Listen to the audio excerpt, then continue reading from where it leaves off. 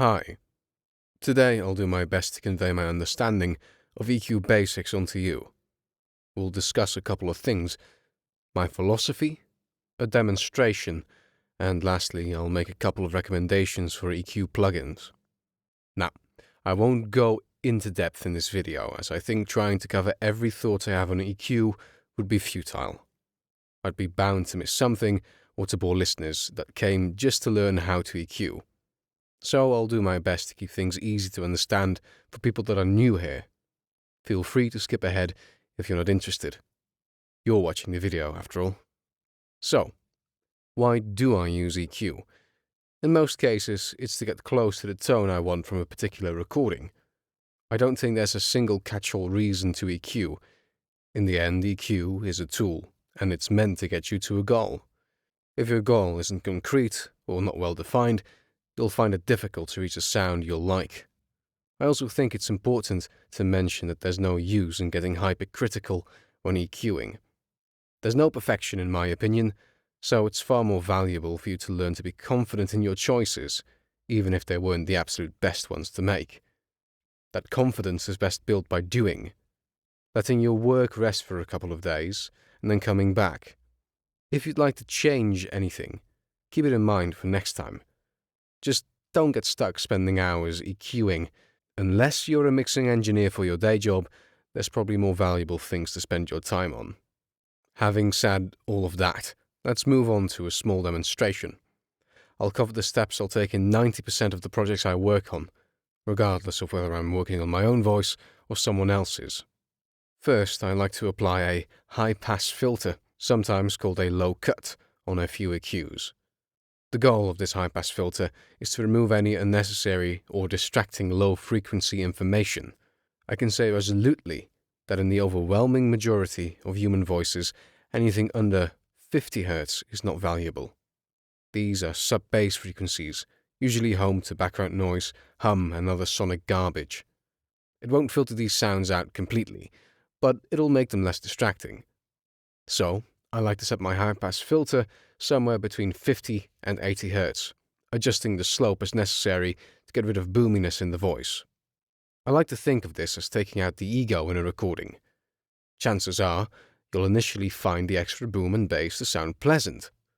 I won't tell you you're wrong, but I will say that this low-end content can cause problems when setting volume, especially when mixing in your voice with other sounds or music. High-pass filters also help with distracting plosives, gusts of air that hit the microphone. Because of these reasons, I like to believe that a high-pass filter is the most important part of any EQ configuration, and I have it on practically all my recordings. This was a lofty chamber, lined and littered with countless bottles. Broad, low tables were scattered about, which bristled with retorts, test tubes, and little Bunsen lamps with their blue flames flickering. There was only one student in the room, who was bending over a distant table, absorbed in his work. Setting your high-pass filter to be too aggressive may result in your voice sounding thin or shrill. Simply back it off a bit if that happens. Moving on to the second step. Everything from here on out I'd call optional and specific to your setup and situation. This may not be needed or desirable on your recording, so use your ears and determine if this is what you want to do. Step 2 is to set a high shelf if necessary. The human ear is most sensitive to frequencies between 3000 Hz and 12,000 Hz. This is because this is where the human voice typically sounds the clearest. If your recordings sound muffled, veiled, or you're fond of a crystal clear sound, using a high shelf filter is a simple and effective way to add clarity. However, overdoing this will once again result in a thin, shrill, or harsh tone.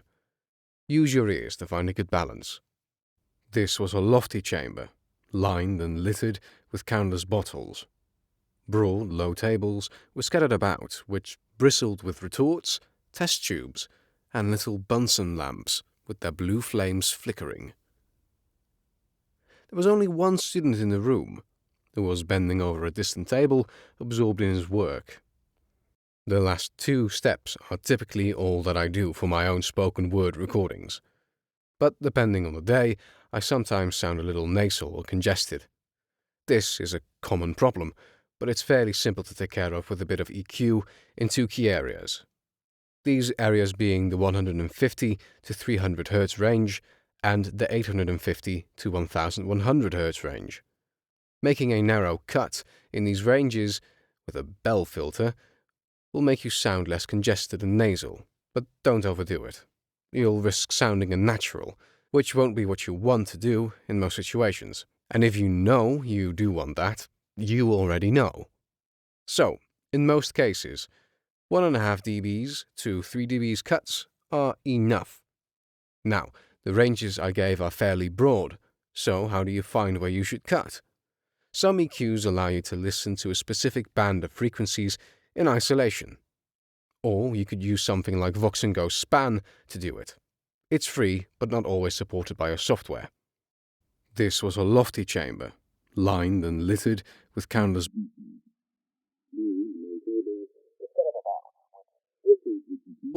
test tubes. Listening in isolation also makes everything sound bad, so don't use it as your only method.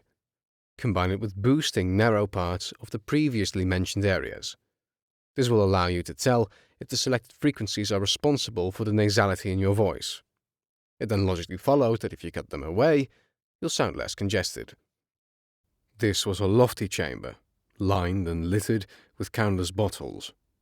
Broad, low tables were scattered about, which bristled with retorts, test tubes, and little Bunsen lamps with their blue flames flickering. There was only one student in the room, who was bending over a distant table, absorbed in his work.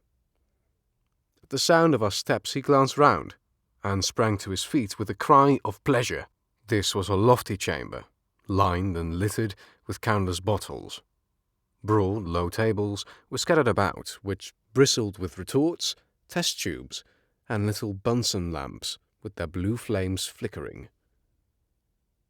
There was only one student in the room, who was bending over a distant table, absorbed in his work. At the sound of our steps, he glanced round and sprang to his feet with a cry of pleasure.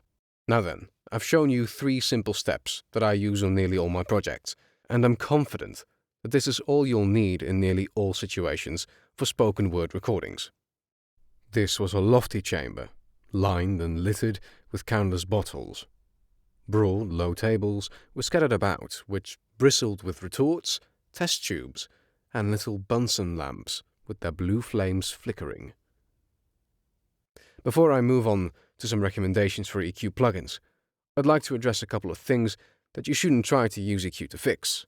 Rather, you should try to address these problems at the source if you can. First and foremost being background noise. Try and record in a quiet area without fans, talking people, or music. Secondly, reverb. Try and treat flat, hard surfaces with thick, soft, sound-absorbing materials like blankets, mattresses, or anything else. This helps a ton, and this is a topic I plan to make a more in-depth video about in the future. And thirdly, try out multiple microphones. Chances are you sound just fine on your current microphone. The most important thing is that people can understand what you're saying. But if you're trying to drastically change your tone via EQ, you're probably better off looking for a microphone that's more suited to your wants. I'll come around to making a video about my mic locker sometime in the future, so you can hear what kind of effect different microphones can have. Until then, I can confidently recommend the podcaster's YouTube channel. I feel the video is starting to drag on, so I'll leave you with the promised recommendations for EQ plugins. RIA EQ from the RIA Plugs pack is a good quality EQ with a similar interface to what you've been seeing. One of my personal favorites is Slick EQ from Tokyo Dawn Labs. I especially like it on German mode to apply high shelves. They also make the Nova Dynamic EQ, which can be used as a standard EQ as well. And lastly, I can gladly recommend both Marvel and Overtone from Vox & Go. 2 free EQs that have a little magic sparkle into them in the form of saturation. Thank you for watching this first video of mine. I do hope I've managed to be helpful. Please feel free to leave any questions in the comments.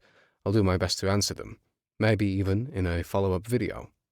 I've been Rumin. I hope to see you next time.